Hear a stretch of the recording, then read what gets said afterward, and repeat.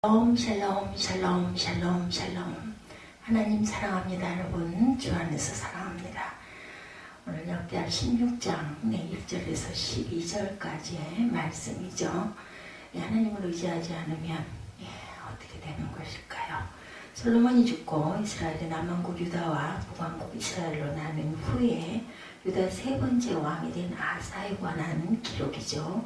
열왕기상과 역대하 두 역사서에 다 기록되어 있습니다. 그런데 그 기록이 열왕기상에서는 15장 9절부터 24절까지 16절에 불과한 반면에 역대하에서는 14장부터 16장까지 3개의 장 전체를 차지하고 있습니다.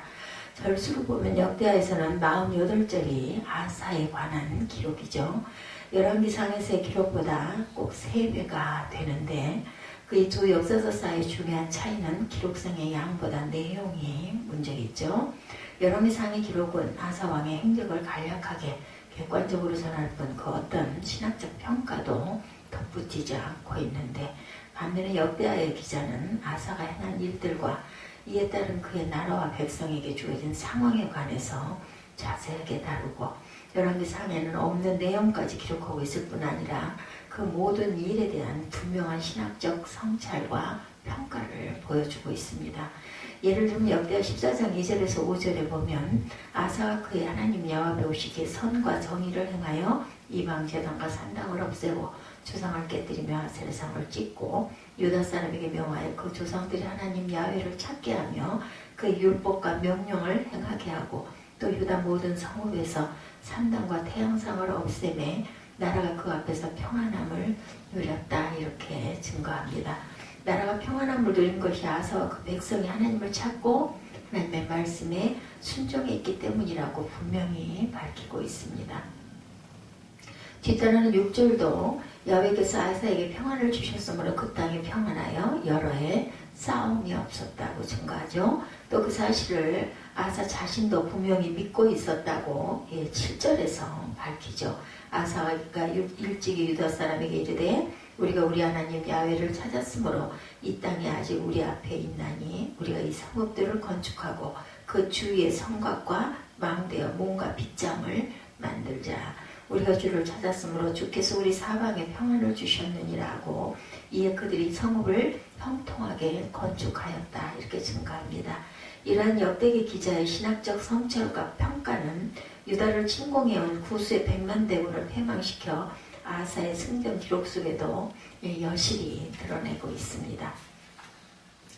14장 9절에서 13절에 보면 고스 사람 세라가 그들을 치려하여 군사 100명과 병거 300대를 거느리고 그 마레사 이름에 아사가 마주 나가서 마레사의 스바다 골짜기에 전열을 갖추고 아사가 그의 하나님 야훼께 부르짖어 이르되 야훼여 힘이 강한 자와 약한 자 사이에는 주밖에 도와줄 사람이 없다. 도와줄 이가 없사오니 우리 하나님 야훼여 우리를 도우소서. 우리가 주를 의지하오며 주의 이름을 의탁하옵고 이 많은 무리를 치러 왔나이다, 이렇게 증거합니다.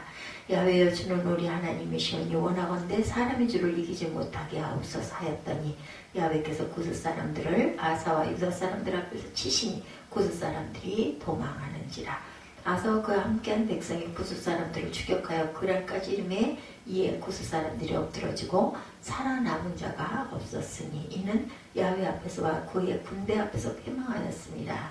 노력한 물건이 매우 많았다고 증거합니다.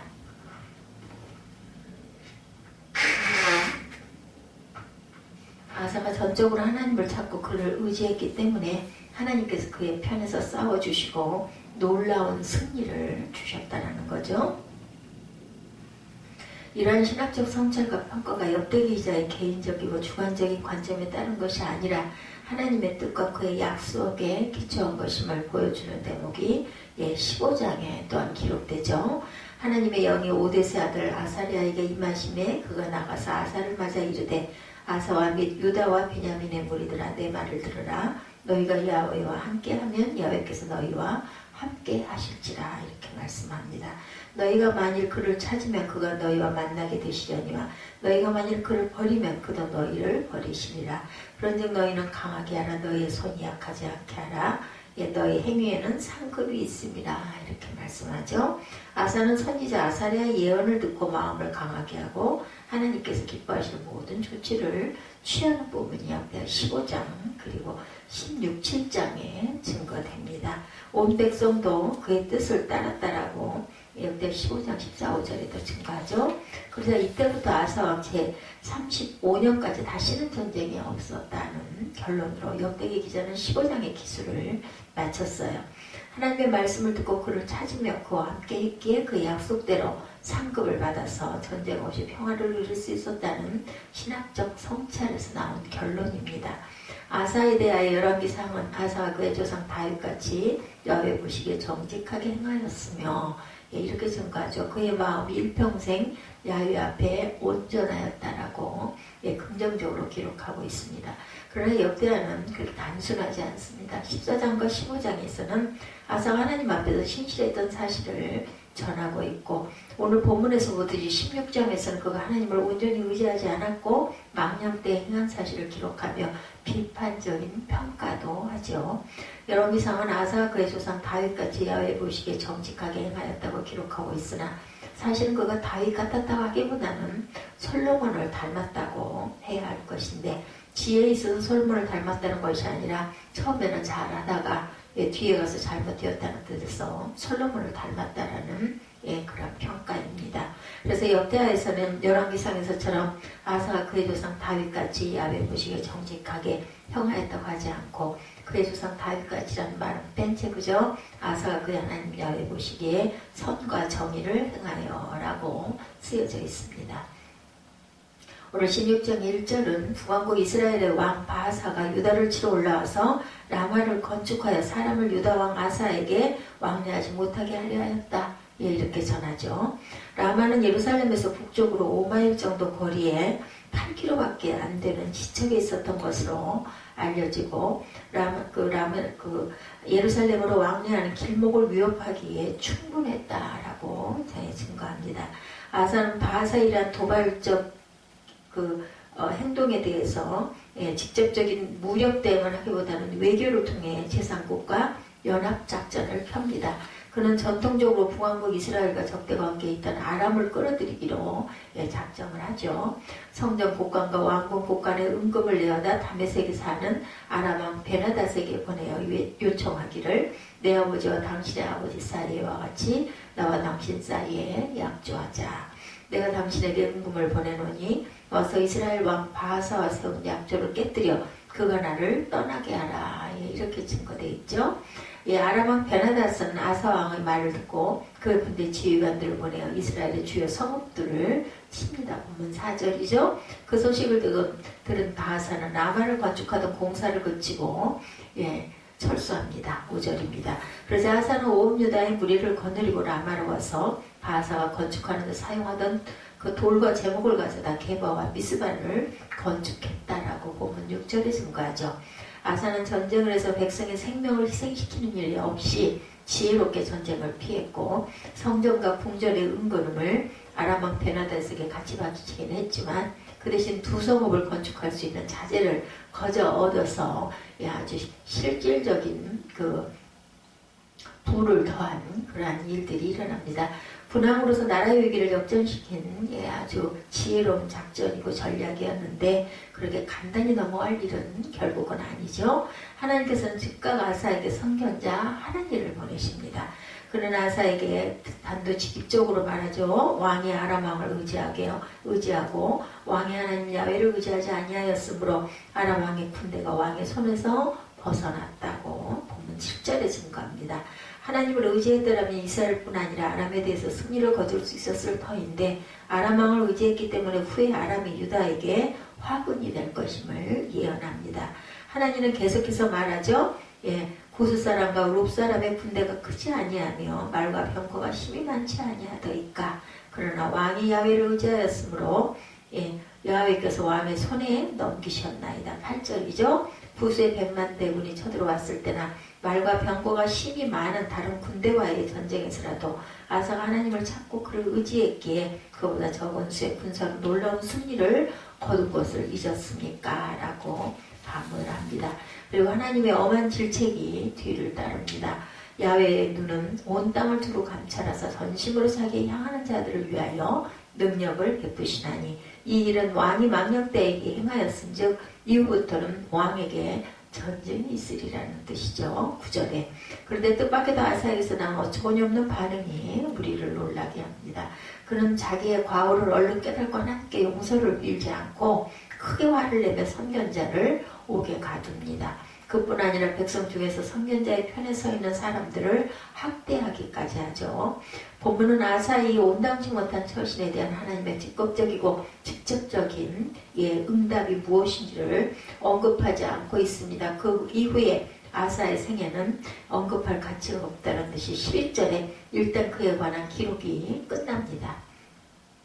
아사의 처음부터 끝까지의 흔적은 유다와 이스라엘 열왕기에 기록되니라 이렇게 끝나죠. 그러나 마치 한 가지 잊은 것이 있고 하여 말하듯 12절에서 다시 아사에 관해서 언급이 덧붙습니다.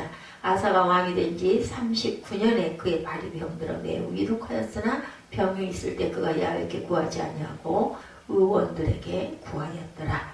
이것은 뭔가를 암시하는 기술이죠. 아사가 발에 매우 위독한 병을 얻었고 그런데도 하나님께 낫기를 구하지 않고 의원들에게 구했다는 것. 하나님을 의지하지 않고 아람 왕에게 도움을 청하며 그것의 잘못을 지적하는 선견자를 감옥에 가두고 그의 편에 선 백성을 학대하는 등 잘못된 길에 들어선 그가 그 길에서 돌이키지 않았다라는 뜻이죠. 마치 하나님께서 아사의 삶이 머리부터 몸까지 앞부분에는 좋았지만 발끝 부분에 가서는 매우 잘못되었음을 상징적으로 가르치시려 하신 것이 아닌가 하는 생각을 하게 만들죠. 아사는 결국 2년간 발병을 앓다가 죽고 마는 부분이 오늘 보면 13절에 나타납니다. 우리는 유다왕 아사의 중반기 삶에 관한 기록을 통해서 하나님 앞에서의 신실한 삶을 끝까지 잘 지키고 가야 되겠다는 것을 깨달아야겠죠. 수십 년 동안 신앙생활을 하고 말년에 발병난 사람같이 절대 살지 말아야지. 그렇게 살면 얼마나 억울하겠어요. 그죠? 그리고 하나님의 약속은 틀림이 없다. 아사와 그의 군대가 구수의 100만 대군에 대해 압승을 거두고 돌아올 때 선지자 아사랴를 통해 하신 말씀은 아사와 및 유다와 베냐민의 무리들아 내 말을 들으라. 너희가 야훼와 함께하면 야훼께서 너희와 함께 하실지라. 너희가 만일 그를 찾으면 그가 너희와 만나게 되시려니와 너희가 만일 그를 버리면 그도 너희를 버리시리라. 그런즉 너희는 강하게 하라. 너희의 손이 약하지 않게 하라. 너희 행위에는 삭급이 있습니다. 이렇게 증거합니다. 비록 꽤 오랫동안 하나님을 잘 섬긴 아사였지만 그가 하나님을 버렸을 때 하나님께서도 그와 함께 하지 않았다는 거죠. 하나님은 우리가 항상 의지해야 할 하나님이시라는 것을 잊지 말아야 되겠죠. 하나님을 의지하면 그가 행하시는 놀라운 은혜의 역사를 느끼고 깨닫게 됩니다. 하나님은 우리가 항상 의지해야 할 분이시라는 것. 하나님을 의지하며 그가 행하시는 놀라운 은혜의 역사 속에 있지만 그렇지 않을 때는 하나님께서도 역사하시지 않는다라는 거죠. 오늘 본문의 이야기는 우리에게는 하나님을 의지하는 믿음밖에 다른 힘이 없음을 절감케 합니다. 하나님에게서 버림받으면 아무것도 이루고 갈 수가 없죠. 버림받지 않으려면 우리가 하나님을 가까이 해야 된다. 함께 동행해야 되겠죠. 그래서 우리 그리스도인들 책임이 큽니다. 하나님을 더욱 철저히 의지하고 하나님께 사랑받는 저와 여러분들이 되셔야겠습니다. 유다왕 아사가 하나님을 의지할 때 외국의 대군도 물리치게 하신 하나님을 우리는 보았고 그가 하나님을 의지하지 않을 때 자기 발의 병도 고치지 못하고 죽은 것을 오늘 본문에서 읽게 되죠. 절대로 하나님을 멀리하지 않는 저와 여러분들이 되시기를 주님의 이름으로 축복합니다. 기도하시겠습니다.